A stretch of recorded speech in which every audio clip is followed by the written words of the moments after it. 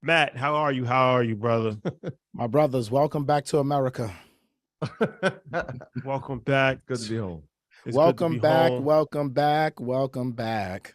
Have you seen the past 24 hours for us, MG? I've been paying attention, and I have to say, I don't know how you mother effers do it. You guys are savages. Like, first of all, hold on.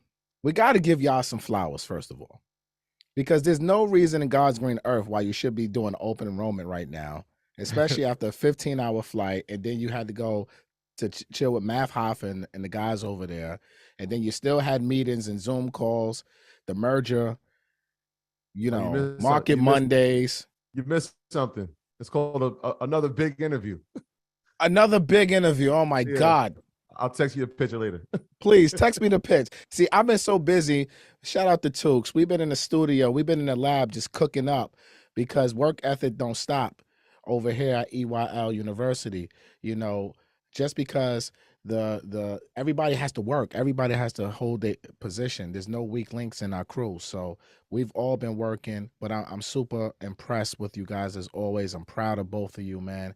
And I can't wait to see you guys Friday when you guys get honored. It's well deserved. So you don't even talk about how y'all getting your flowers and your hometown, the town, Greenberg is honoring you guys. So I'm blowing this up. I don't care, right? You guys are getting honored and you deserve your flowers because I've been around for this from day one, and just to see the growth from 2, 3 iPhones on crooked stands and everything to where it's blown up to right now, man. I'm proud of you, brothers, man. So you guys deserve your flowers, and everybody needs to throw some gems in the comments for my brothers because they out here working hard. This is not easy. There's sacrifices when it comes to this level of success, and they're putting on for us, man. So shout out to y'all, man, for real. Love my brother. Appreciate that, brother. Thank you. Real talk, man. That's real talk, man. That's from the heart, man. Y'all dudes are savages, man. I love it. Let's go. Let's go. But y'all different, man. And Rashad is the RZA. He's been a RZA from day one. This dude is a nut. Let's go, yo. EYL University times RPX. The biggest just got bigger. I can't contain myself. I've been waiting to talk about this for 6 months. Let's go. Let's go, man. Let's grow. Let's grow. Let's go. Shout out to Marcus. Shout out to her 500. Shout out to the whole RPX family. Let's go, man. Shout out to the earners. Where my earners at, man? Throw that graduation hat in the comments, man. Let's go, man. I'm hyped right now. Y'all shouldn't have brought me on. I'm too hyped. I can't contain myself right now. Oh, man. All right, we're going to get into it. Before we start, text the word learn to 401-238-7479 or click the link in the description of this video to enter information for updates on the release of the relaunch of EYL University, which will include the regional chapters, the 19 courses, the live interactive classes. Is a whole vibe. It's a whole situation.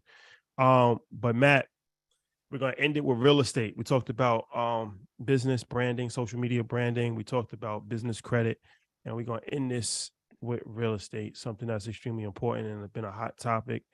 All right, so let's start here.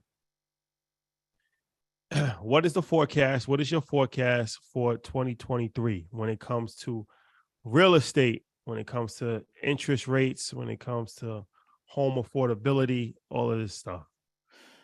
All right. Good question, Rashad. I would say I'm forecasting from appreciation standpoint. I think home values, and I've said this before and I'm going to say it again, home values will continue to appreciate in 2023. It will get back to modest appreciation, normal appreciation, I should say. I think depending on where you are in the country, we should see home appreciation anywhere from 2 to 7% on average nationwide, just depending on where you are. Now, I know a lot of people see a lot of fear mongering type of headlines out there when you see home prices have declined or home sales have declined in the past 9 months. I know you guys see price reductions, and you have to really read between the lines when you're looking at all of that, right? So right now, year over year, November of 2021 compared to November of this year, home prices have still appreciated 7.5% annually. Now, you're not going to see crazy 20 plus percent nationwide in almost every state like you did in 2021. 2020 and 2021 was just unicorn years. That's not normal, right? Miami right now is not normal. Miami is up 20% year over year still. That's not normal, right? But if you look at appreciation over the past 60 years in America, homes on average have appreciated 4.5% annually. And we're getting back down to that normal rate of return on real estate, which is needed, right? Affordability is going to be questioned still because of inflation, although inflation dropped a couple percentage points, not a couple percentage points, but dropped a little from like 8.2 to 7.7 on the last CPI report.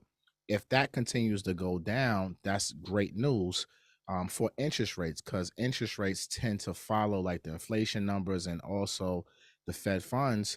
If the Feds kind of slow down on their raises, then you'll see interest rates start trickling back down. Now, when that CPI data was released about 2 weeks ago, I believe it was, interest rates dropped from about 7.25% to 6.5%.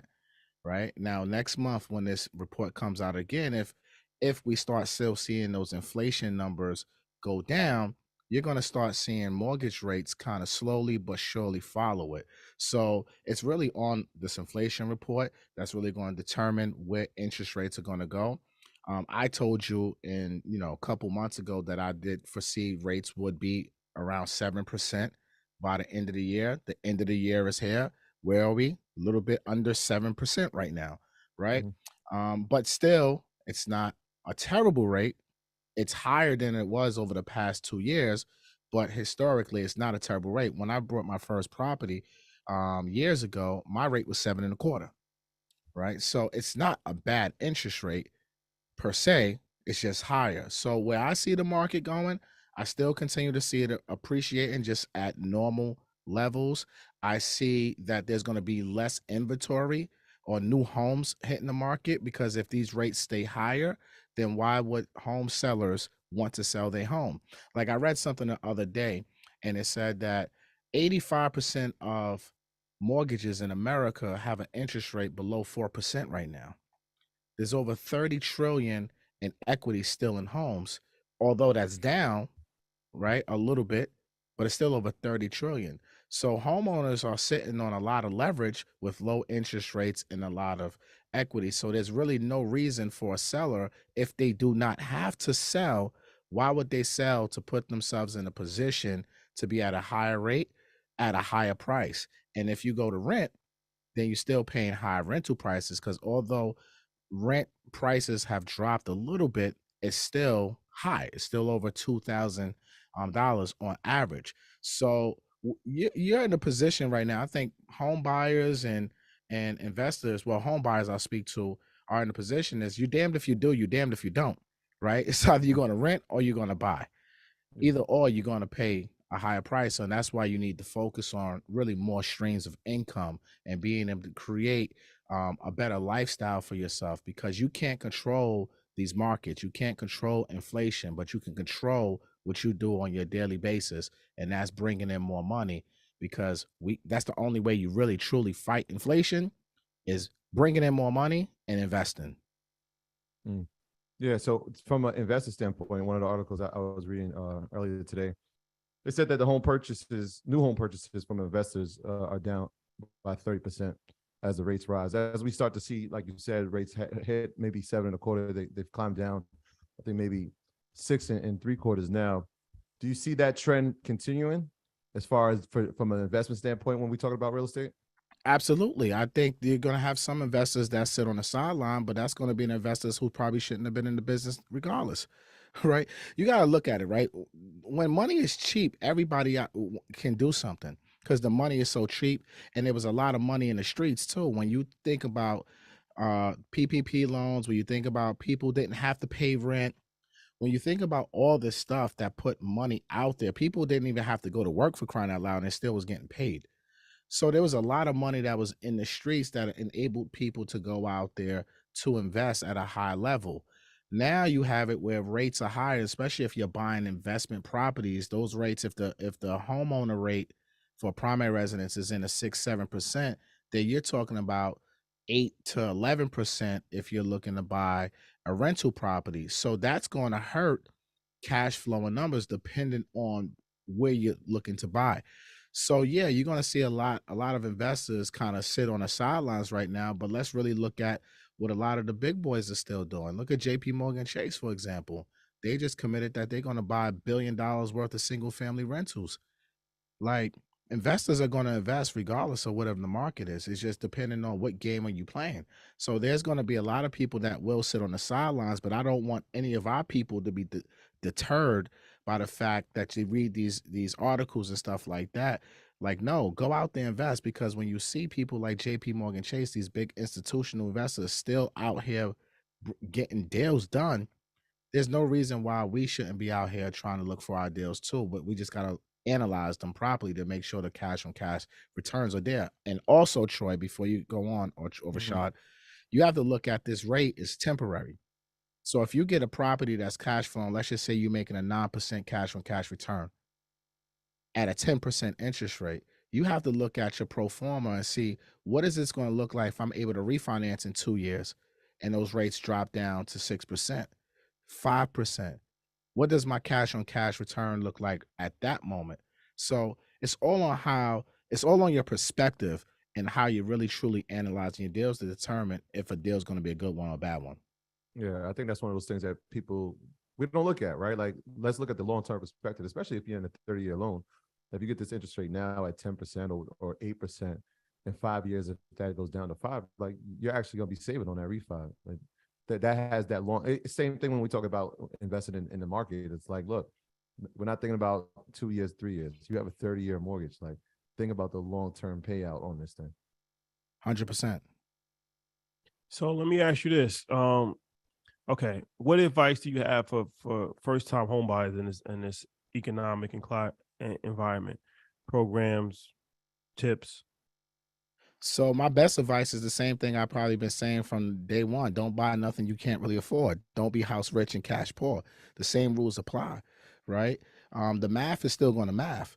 If you can't afford something, don't buy it. If you're going to buy something, make sure you have reserves, because you never know what can happen in life. So my tip is always going to be, say, don't try to go into these situations and buying real estate, especially if you're first time home buyer, and not have any money, because nothing is promised. Your job is not promised, right? But as far as tips, it's very simple. If you're buying rental properties, do your best to put yourself in a position where you can have your apartments on programs. Section 8, you have domestic violence programs, you have all types of different programs that are out there where the government will pay the rent for the tenant, where that's going to be guaranteed money. No matter if it's a recession, if it's a bull market, a bear market, the government is always going to pay for these programs. So you have to look at that. You have to be creative right now, with house hacking. I think if first time home buyer, if your goal is to become an investor, and if your goal is to be a landlord, you definitely have to look at house hacking, right? Even if you have to buy a single family or do a single family home, there's ways to house hack that too. Buy a property that you can possibly add an ADU, accessory dwelling unit, or turn your basement into a content space. I mean, look, we have a content space right here. Your headquarters is a content space, right? So there's many different ways that you could go out here to bring in money to help supplement your mortgage payment if you are a first time home buyer. So you just got to be creative right now, especially in these high inflationary times. You can't just depend on one source of income, and especially if you're first time home buyer, you got to remember that mortgage payment is due every month. So you have to just be creative on ways to get that mortgage paid by any means necessary.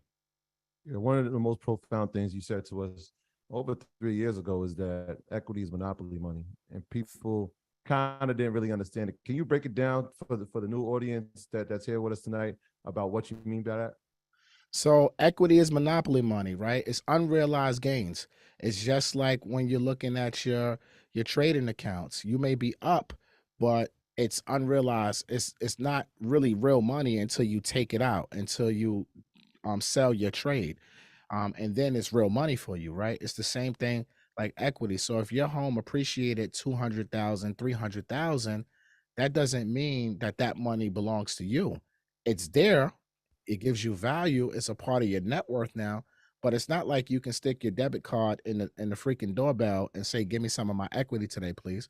Right? You still have to apply for a loan and get approved for it, right? So unless you tap into that equity via cash out refinance or home equity line of credit, then that money is dead money. So, and if the market does crash, let's just say, God forbid, the market does crash and you lose 30, 40% of that equity, you know, that 250 now went to probably 150.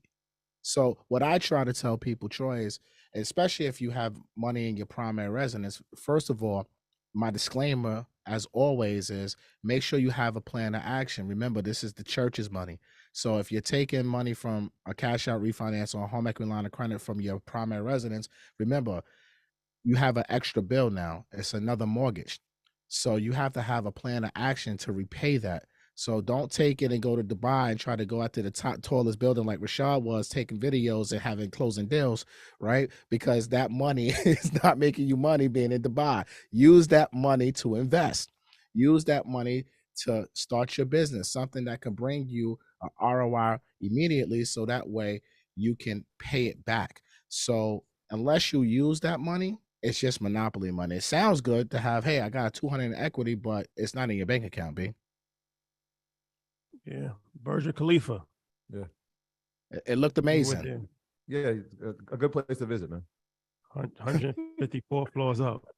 Top of the world, literally. Literally top of the world, high level conversations. Yeah. Shout out to 19 Keys. Yeah. Shout out to 19 Shout out to the Keys. bro. Shout out to 19 Keys. So let's talk about this. Refinancing. Is this a time that people should be refinancing? Yes and no. No, I would say no and yes. If you have an interest rate in the past 2 years, you know, 2s, 3s, 4s, probably hell no. Right? If you have equity in your home and you want to tap into that, I would say get a line of credit versus refinancing. If you have an investment property, and this is for the investors, if you're in a hard money deal and you're trying to borrow, you have no choice but to refinance. If you're an investor and you have a bunch of equity in your home and you're trying to scale your portfolio, it might make sense to refinance because and pull that cash out because you're not paying the bill. Your tenants are. And as long as you're still cash flowing, then it could make sense to you. And let me flip back to the homeowners. The homeowners out there who might want to refinance, if you have a lot of high interest credit cards, you know, maybe student loans, and you know you're suffocating yourself, don't hold on to that 2-3% rate, knowing that you have $100,000 in credit card debt. And if you got to look at the numbers to see if you do a debt consolidation loan, doesn't make sense for you to refinance to pay off all that debt and have a cheaper payment overall.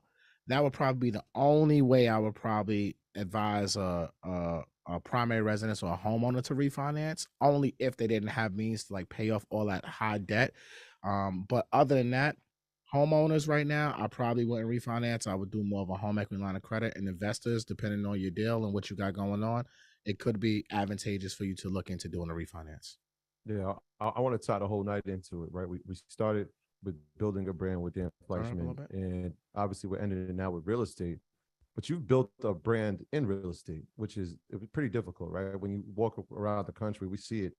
People are attracted to what you're doing. You've inspired them. You've changed their lives.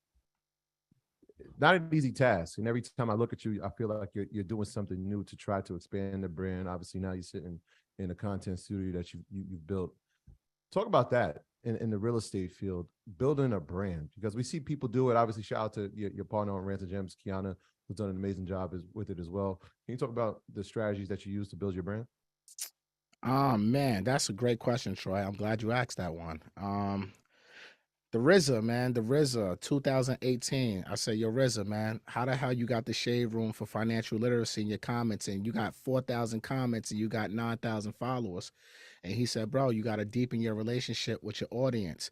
All the stuff that you talk about to your clients, you got to start bringing it to your social media. And I was like, what are you talking about? He said, well, you talking to me. I'm a financial advisor. Why don't you start talking about financial planning? Because it goes hand in hand with home ownership. And that was the first time that I really understood social media, thanks to your bestie, Rashad. And from that and from that moment, now I'm keeping it a buck. You saw how the brand built, right? So it was the power of collaboration. It's something I've been doing in my entire career. So anybody who's a transactional professional, our businesses were not built. We were not taught social media when we came into this game, right? Especially me. I've been doing this for almost 20 years. And the new folks who are coming in, they're not being taught social media. We're taught how to develop relationships, especially from a loan officer perspective, with realtors, financial planners, CPAs, insurance agents, and we build our book of business and we work our book of business, right? My business model wasn't built for social media.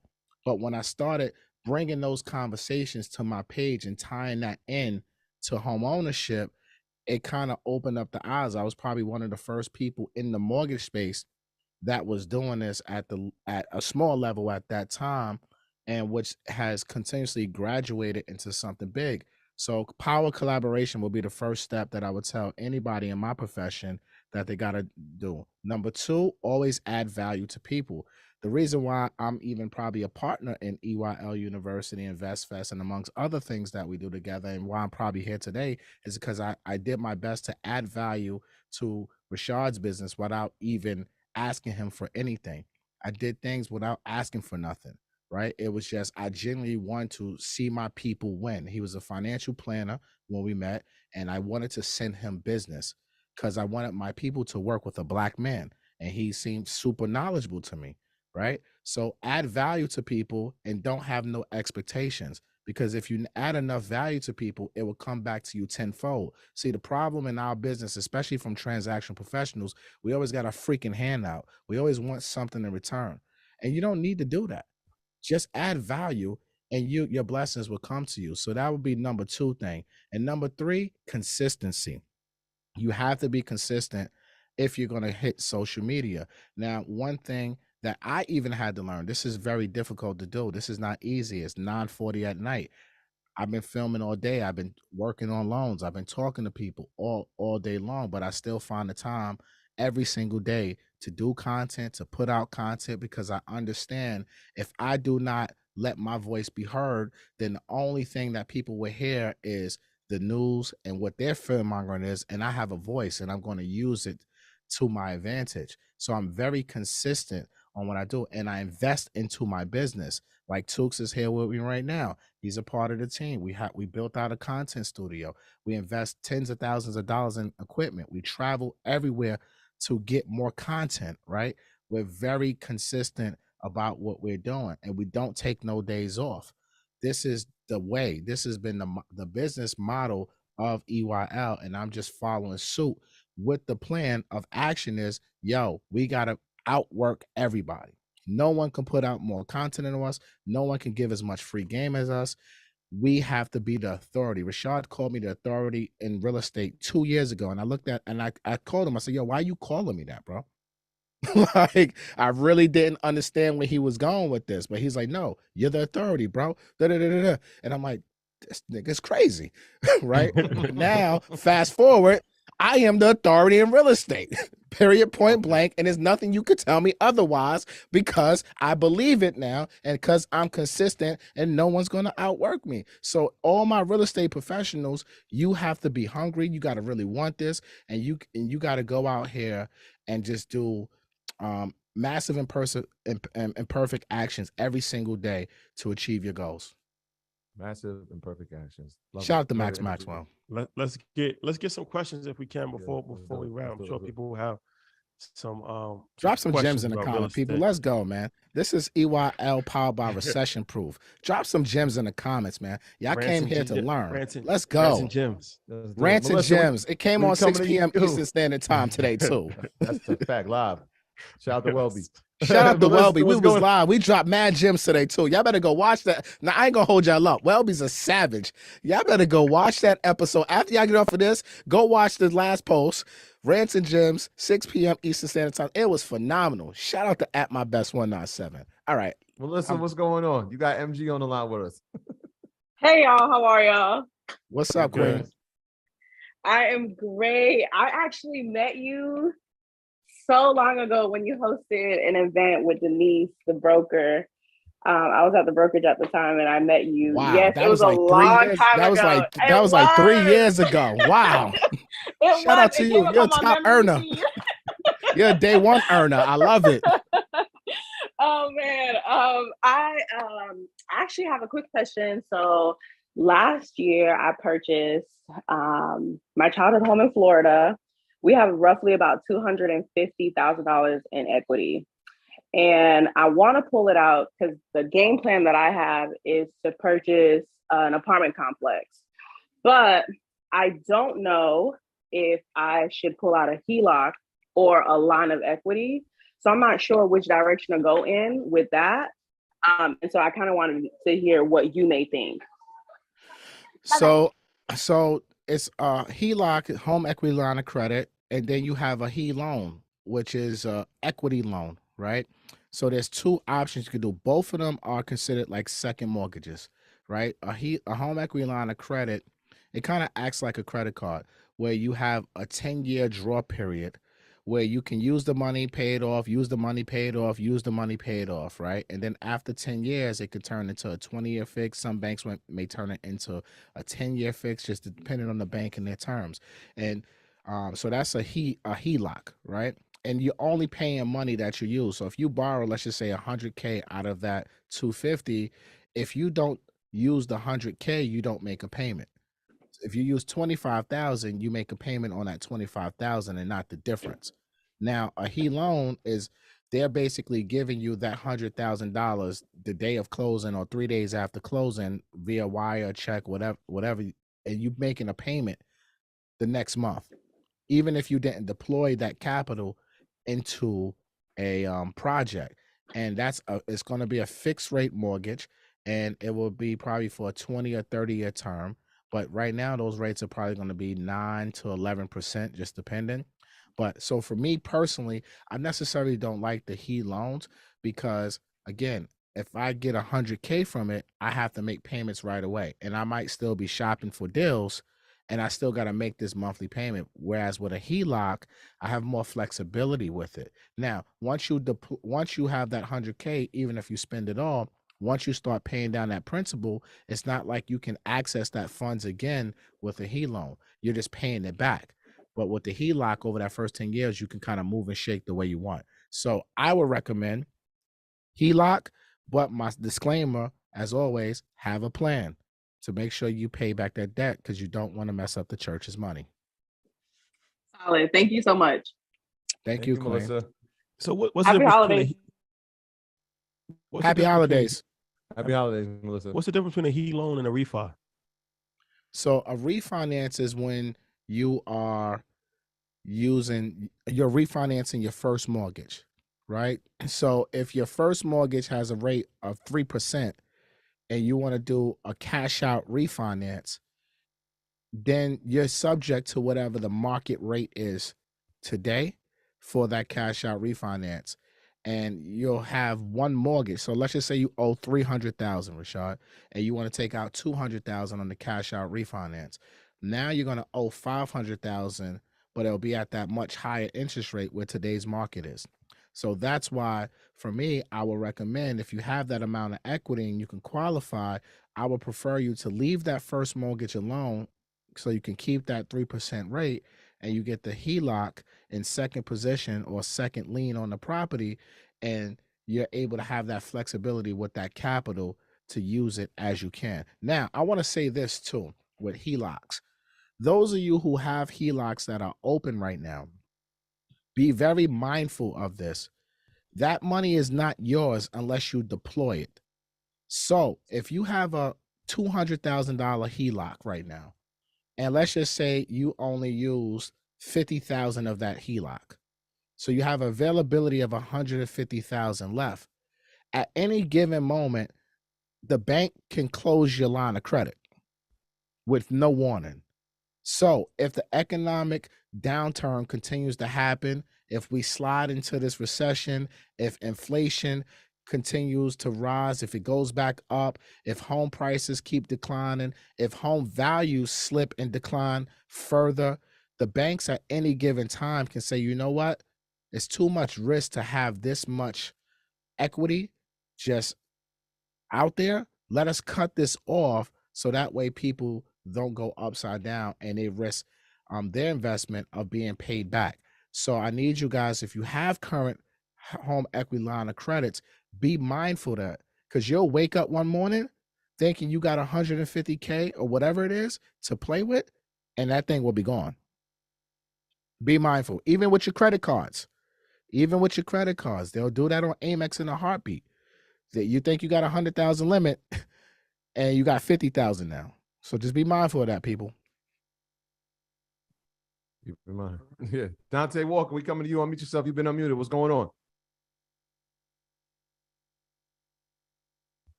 Well, guidelines. Guidelines. Yeah. Let's go to Devin. We're gonna go to Devin.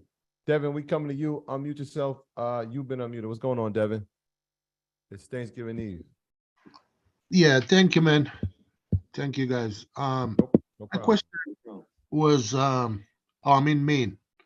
So my question was, I have a two question. So the first one is, what are some of the best banks to get ELOC from? The best bank to get a HELOC from, Matt. I would say always try your local credit union, and always try to like the local regional banks first for your home equity line of credits, because your credit union and your local regional bank wants the local business, right? And they want that relationship. They want you to bring over accounts and other accounts. So they will probably be the first stops that I would go to if I was looking for a home equity line of credit. Would be a local credit union or a local regional bank. Okay. Thank you. The second question is, seller, owner finance. I saw a piece of property. It's a land, raw land, and they're doing a owner finance on that. I want to tap into that because I got my equipments. I do trucking, and I need somewhere to park. How do I approach something like that? The seller makes the terms so the seller financing, just for those of you who don't know, is basically when the seller is agreeing to basically give you a private mortgage and hold that note, and they would dictate the terms. Now obviously you're dealing directly with the seller, so you have room to negotiate with them. So they might say, all right, I'll give you this loan if you're able to put 20% down, and you will be able, I'll give you a loan for 10 years at market rate of 7%, interest only, but after 10 years it's a balloon payment and you have to pay me back, something like that, right? I'm just giving you guys an example of what it will look like, but you have the ability to negotiate with them if they are flexible and if they really want to get rid of that property. So I think seller financing is a great tool, but any way you can finance a real estate deal is a great option. It's a great tool. So if you have an opportunity like that, Devin, I would highly recommend that you continue to explore that opportunity. All right. Thank you, guys. Thank you very much. No problem, brother. You. Thanks, Devin. MG, how you feeling? We take one more? Yeah. Keep going, bro. We outside.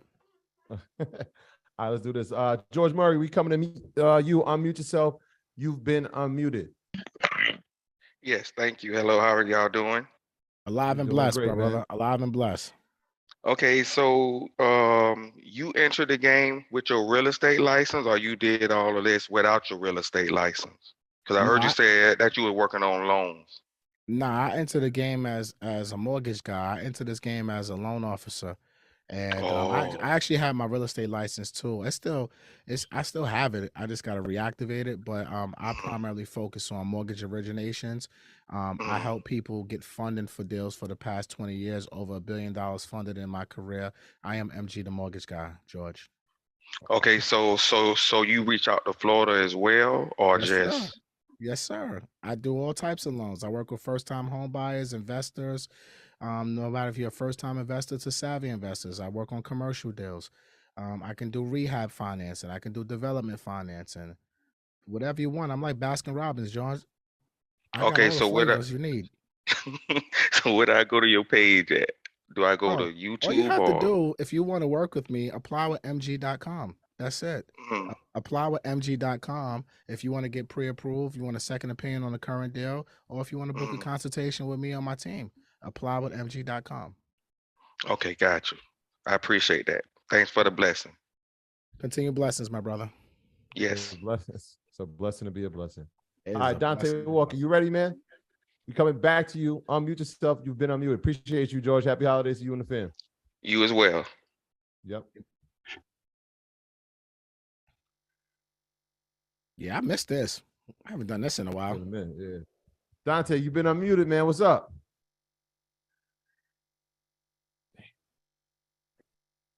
Give him a second chance. Tooks, we may have to clip that last one. that last exchange. I kind of like that one. It's gonna be your next post. Joseph, Facts. Joseph Wells Jr., we coming to you. Unmute yourself. You've been unmuted. What's going on?